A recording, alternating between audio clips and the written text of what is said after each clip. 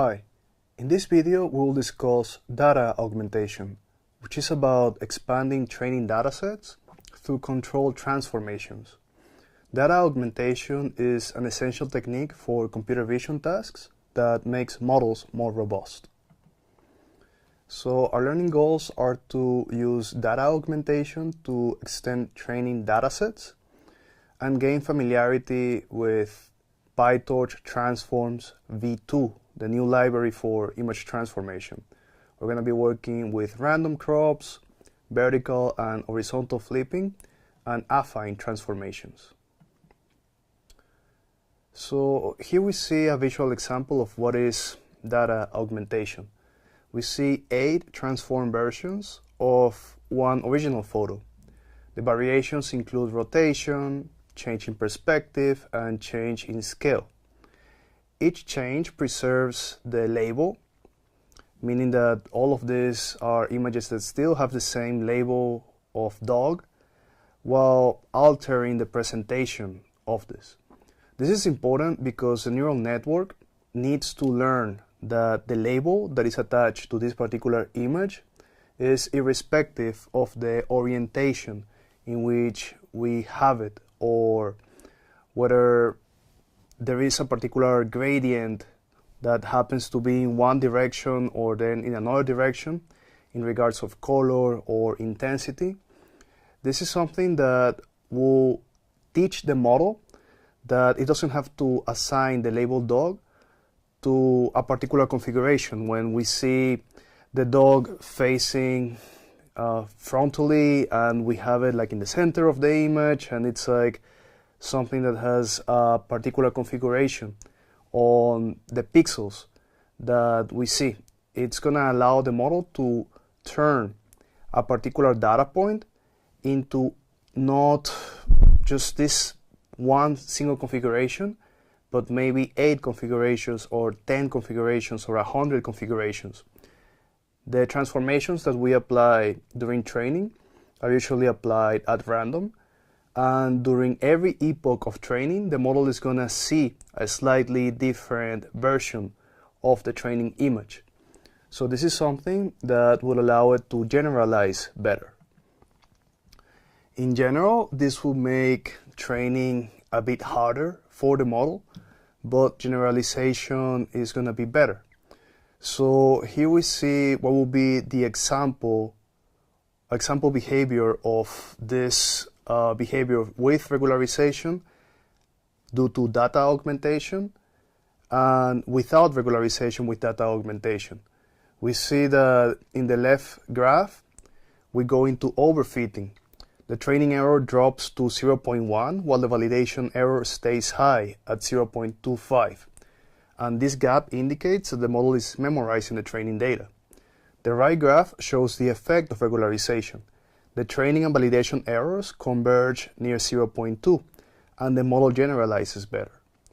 The key insight is the augmentation prevents the model from seeing the exact example twice, and this forces the model to learn robust features. So affine transformations are some of the most important data augmentation techniques, and we should get familiarized with them. Affine transformations combine 2 operations: a linear transformation, which can be scaling, rotating, or shearing the image, and then we have this translation, which is about moving it in the X and Y axis.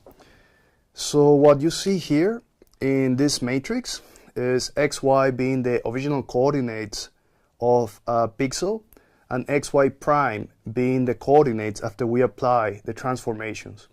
So the transformations correspond to these 2 little matrices.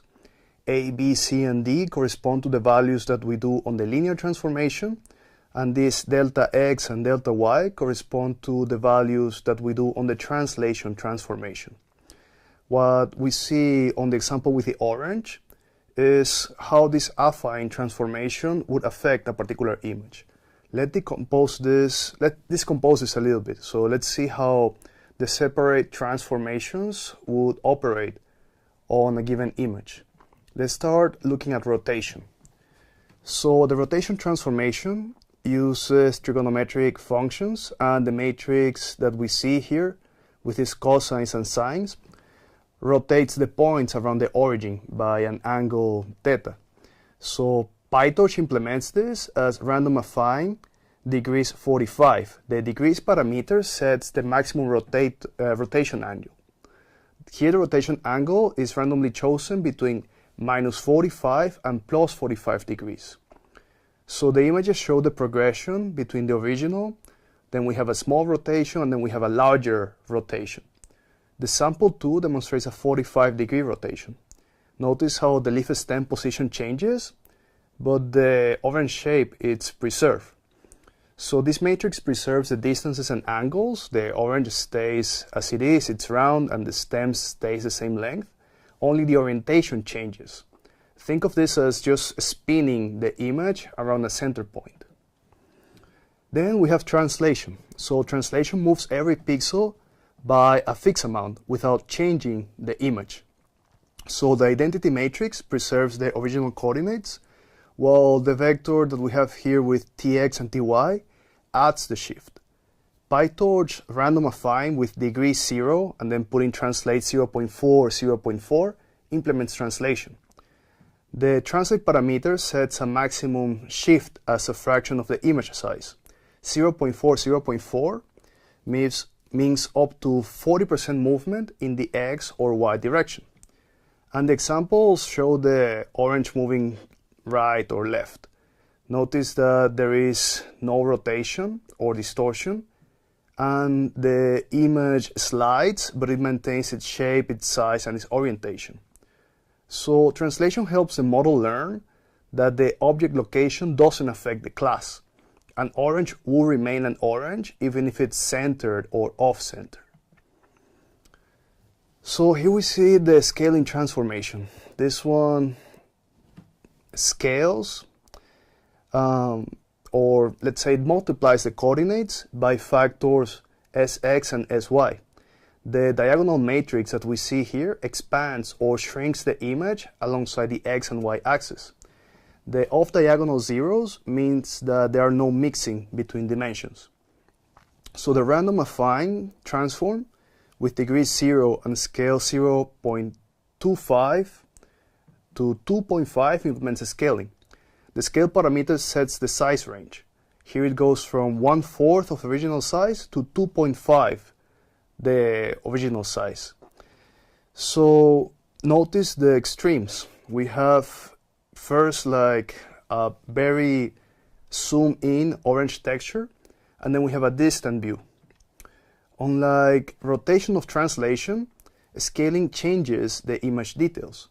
The zoom reveals texture detail, and shrinking loses detail.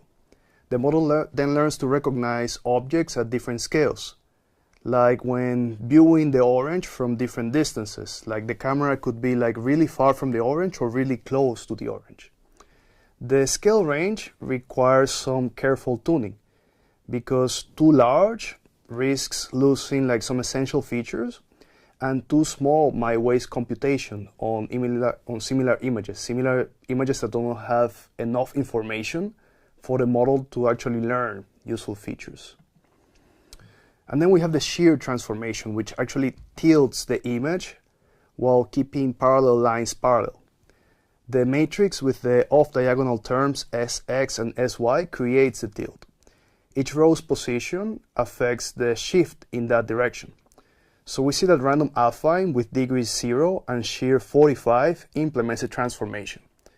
And here we see in the examples how the orange appears slanted while maintaining its size. So this particular transformation is something that we can use to model something like changes in perspective of the object. Then we have the flipping transformations, which are particularly useful, and they're straightforward to implement. We can also combine them, which is what we see here. The flipping just mirrors the image, so we can mirror the image left to right or up and down. And here we see in the syntax how we can combine these transformations using sequential. The sequential operator in PyTorch allows us to combine these two operations in a way that is also probabilistic. So every single image is going to have a probability of 0.5 of being flipped either left and right or up and down. So this is something that adds a lot of robustness to the model. And however, we need to be aware that some objects have natural orientations, and the vertical flips have to be used carefully. Like, for example, text, faces, and traffic signs often need a consistent orientation to be recognized properly. The vertical flip is used on tasks like medical imaging and satellite image analysis, but rarely on self-driving datasets, for example. And here we see random crop and random resize crop. These are super popular operations, and they have a little bit of difference. So we see that random crop zooms into the cat detail, but preserves the scale. And then we see that random resize crop has a bit more flexibility because it has these scale parameters, and it also has these ratio parameters that allow it to change the aspect ratio before finally resizing the image. These transformations teach models to recognize objects from partial views and varying compositions. So random resize crop is particularly useful in natural images where objects appear at different scales and aspect ratios, like in video feeds, for example, where the objects might move closer or farther away from the camera. This slide warns about the effect of careless augmentation, with this example trying to detect whether we have a golden retriever in the image. You see in the original image we have the complete dog with the owner in a pet store, but the sample one is cropped very severely and only focuses on the store background. The cross-entropy loss reveals the impact of this transformation. We see that if we try to evaluate the class golden retriever on ImageNet, meaning that we use a pre-trained network to evaluate the confidence that we have on this particular label appearing, we're going to have a very high value in the cross-entropy loss in the first example of cropping, whereas we have a much lower value on cross-entropy loss when we have the image of the dog properly cropped. So the lesson here is that the augmentation must preserve class-defining features, and that the random crop risks removing essential object parts. And there is another thing that is very important to consider, and that is that we should never augment the validation set. We need to turn this off. We need to turn off the augmentation of the validation set. This is something that should not happen during training, because this is something that would create this behavior that is undeterministic in the validation set. The augmentation is going to add randomness. So something that we need to do is to augment only the training dataset, and this is something that should happen after we have done the augmentation, validation, and test split. This is something that we're going to discuss a bit more in this slide. This is a very serious issue when training models. It's called data leakage. We should not have similar images between test, validation, and training sets. Images must be quite distinct between these three splits, otherwise the model is going to have benchmarks that are quite misleading. We're going to get some training accuracy that is purposely high because we're training on this data. Validation accuracy is going to appear misleadingly high, and then we're going to have testing accuracy that is going to be completely off. It's going to appear to be better than it really is. We want to avoid this. We want to have statistics that correspond to the real behavior of the model as if it were deployed in production. So these three datasets should have like very distinct data. We should not have images that closely resemble the training set in the validation set or the test set. That is why we should augment the training dataset after we have done the splits. So to wrap up this video, we saw that data augmentation creates synthetic data that can improve the robustness of a model and prevent overfitting. We saw the transformations that PyTorch provides to us: rotation, scale, crop, flipping. Each transformation has specific parameters for fine control, and the transforms can be composed with one another. This is particularly notable in the random affine transformation. We saw some best practices to avoid data leakage, which is that we should apply augmentations after train, validation, and test split. We should never augment the validation data, because then we will have a measure of performance of the model that is going to be quite misguided. And we should see what is the effect of augmenting the training dataset through observation and using metrics like the loss values. It's very important to see if the augmentations that we're doing actually make sense for our particular problem.